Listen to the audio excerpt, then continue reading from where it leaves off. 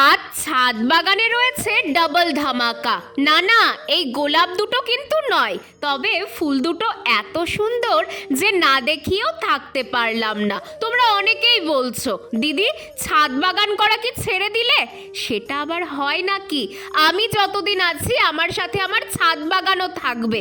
আসলে কাজের চাপে আমার বাগানটা দেখানো হচ্ছিল না।